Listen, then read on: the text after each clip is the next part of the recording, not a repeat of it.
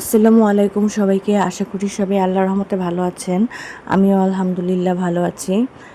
আর আজকে কিন্তু আমরা আল্লাহর রহমতে ঢাকায় চলে যাব। আমাদের ছুটি শেষ, কারণ অফিস খুলে যাচ্ছে, বাচ্চাদের স্কুল খুলে যাচ্ছে।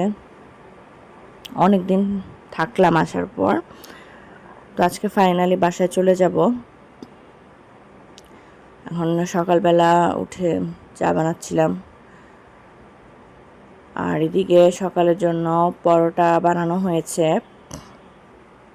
আবার সাথে রুটিও আছে। এগুলোকে হালকা সেঁকা দিয়ে রাখা হয়েছে, যখন যে খাবে তখন ভেজে দেওয়া হবে।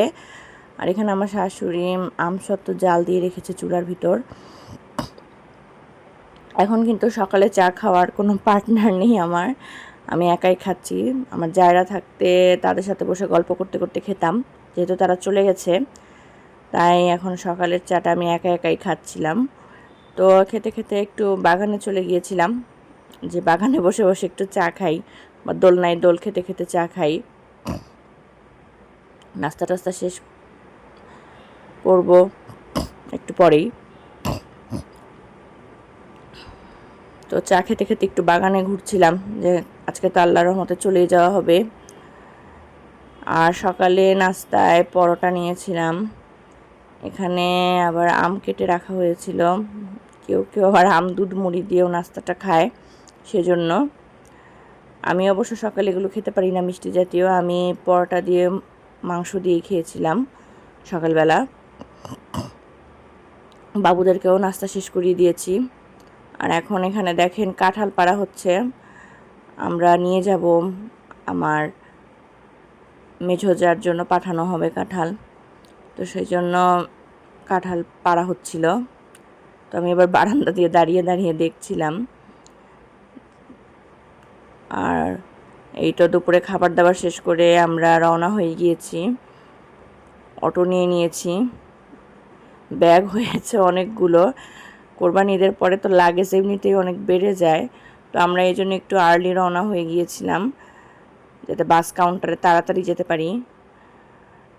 নইলে দেখা যাবে লাগেজ বক্স ফুল হয়ে গেলে তো আরেক ঝামেলায় পড়ে যাব, কারণ সবারই কিন্তু কোরবানি ঈদের পর লাগেজটা অনেক বেশি থাকে, শুধু যে আমাদেরই বেশি থাকে সেরকমটা না। আর যাওয়ার আগে থেকে না আমার জার্নি করার কথা শুনলে কেমন জানি শরীরটা খারাপ লাগে, ভালো লাগে না আসলে জার্নি করতে খুব একটা।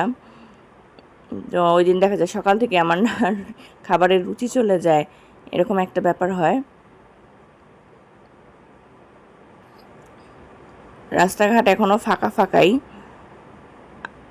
আর আজকে তো সবাই মনে হয় ঢাকায় ফিরবে, মানে কাউন্টারে এত পরিমাণ ভিড়, আমরা তো পুরো অবাক। বাস প্রতি 10 মিনিট পর পর ঢাকার উদ্দেশ্যে একটা করে ছেড়ে যাচ্ছে, এত পরিমাণে লোক ঢাকায় এন্ট্রি করছে।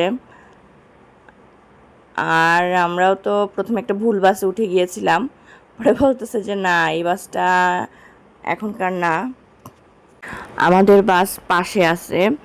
তো আমরা তখন আবার ব্যাগের থেকে সব, মানে ওই বাস থেকে সমস্ত ব্যাগ ট্যাগ নামিয়ে লাগেজ বক্সে পুরো ব্যাগ দিয়ে মানে ফুল রেডি হয়ে গিয়েছিলাম। পরে সব কিছু আবার নামিয়ে শিফট করে নিলাম আরেক বাসে। বললাম না, মানে এত পরিমাণ বাস ছেড়ে যাচ্ছে প্রতি 10 মিনিট পর পর, একটা বিশাল কনফিউশন। তো সাভারের এদিকে এসে একটু জ্যামে জ্যামে আর কি চলে আসলাম, পুরা রাস্তায় জ্যাম ছিল প্রচণ্ড পরিমাণে, আস্তে আস্তে দেরি হয়ে গিয়েছিল। আর এখানে আমার শাশুড়ি কিছু ভেজিটেবল দিয়ে দিয়েছিল, সেগুলো ফ্রিজে শিফট করছিলাম, কারণ নইলে দেখা যাবে নষ্ট হয়ে যাবে সবজিগুলো। তারপর এখানে এই যে দেখেন কাঁঠাল পাঠিয়েছে, এটা পাকলে ভাঙা হবে। তো সব কিছু গুছিয়ে টুছিয়ে নিলাম। আর আজকে রাতে কিন্তু আমাদের পাশের বাসায় দাওয়াত আছে, ভাবির বাসায়, তো সেই জন্য সন্ধ্যায় হালকা পাতলা নাস্তাই দিলাম বাচ্চাদেরকে, যে বেশি ভারী কিছু খাবার দরকার নেই। তারপরে এই যে একটু হোমওয়ার্ক করাতে বসিয়েছি ওদেরকে, যে হোমওয়ার্কগুলো শেষ করে ফেলো। আর এখানে আমাদের আউটফিটগুলো বের করে নিয়েছি।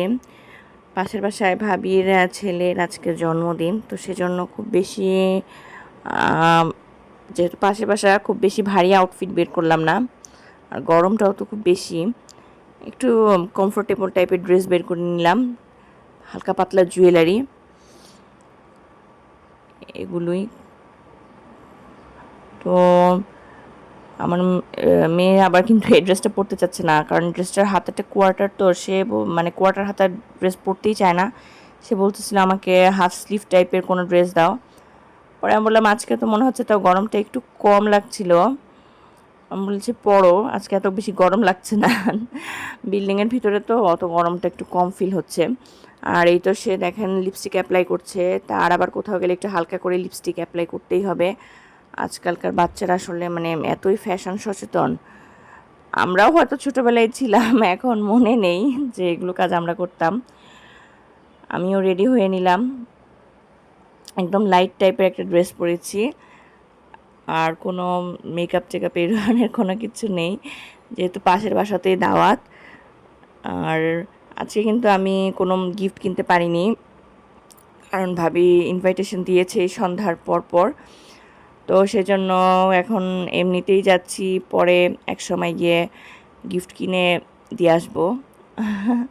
আমাদের পাশের বাসাগুলোতে না প্রায় এরকম হঠাৎ করে আর কি ভাবিরা দাওয়াত দিয়ে ফেলে। আর মাঝে মাঝে তো গেট টুগেদার হয়ই, বেশ ভালো একটা মানে আন্তরিকতা আছে সবার মাঝে। ঢাকা শহরে তো এরকম সাধারণত দেখা যায় না। ওদের বাসাটা ওরা খুব সুন্দর করে ডেকোরেট করেছে বেলুন টেলুন দিয়ে।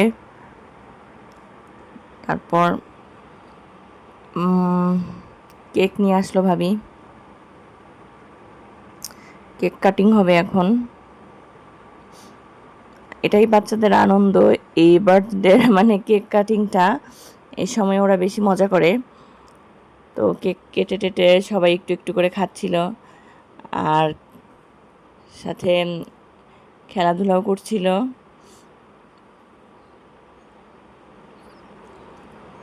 আমরা গল্পগুজব করছিলাম সবাই।